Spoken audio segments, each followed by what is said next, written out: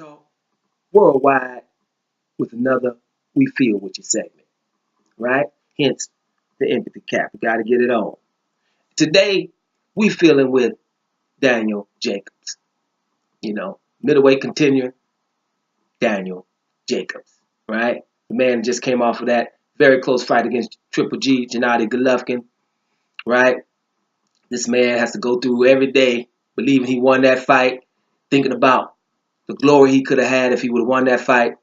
Well, he says you fans have helped him get past it, and at least knows that he was in that fight and that he could have won it, right? So that helps him get by on the daily, right? But it's a bad thing when you thought you won something and you didn't get it. But he definitely know he was competitive. Now, someone has recognized, someone else has felt with him, and it's good. He's been bestowed the Daniel Jacobs Day. That will be on April 22nd in Brooklyn. Brooklyn Borough President Eric L. Adams bestowed this upon him. It's signed, sealed, and delivered. He's going to have a Daniel Jacobs Day. And that's giving him love for the things he's accomplished so far. And sometimes that's good, right? Because, after a fight like that, you don't get nothing, right? You don't get nothing if you don't win. Only thing you can get is forgotten. That you can get that, forgotten. So it's good to see somebody giving him some love for the things he's accomplished. He did defeat cancer, which is more important than all of this. Puts everything in perspective. Let's be real for a second. That's pretty awesome to defeat that when you're told something different and to get into a championship match and do as well as he done. That's pretty awesome.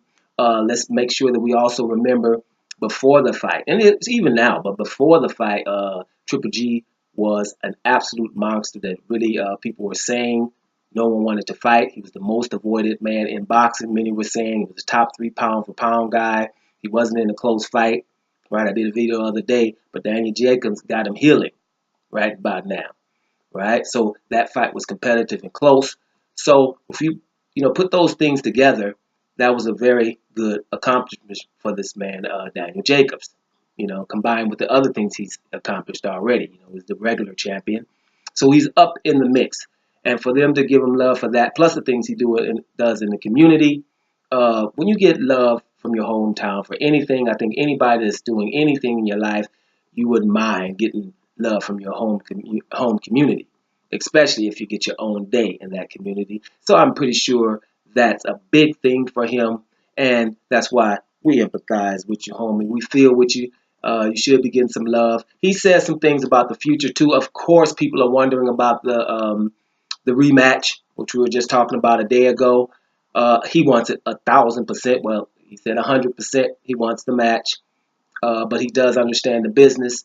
It is a very risky fight, and he understands that Triple G's team are trying to make sure that he's going towards the end of his career. Why take a riskier fight? Obviously, if you can get Canelo and get a lot more money. Daniel Jacobs understands the business. He would understand that. He's not even mad about that. But in the future, they have to dance again. He does know that. So this is something that is pretty good for this man. This man is a very humble kind of guy. He doesn't like to get caught up in himself. He just wants to keep moving forward. He thinks he would love to get with Golovkin, but if he can't, he'll go somewhere else and get his glory. He thinks he's one of the best in the division. He's willing to prove that however he can.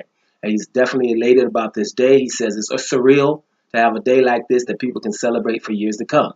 I think it's pretty cool for him to get that and for people to acknowledge what he has done up until now, and especially right after that fight, for him to, lift his spirits and know that he has accomplished something. That's a good thing for him going forward, right?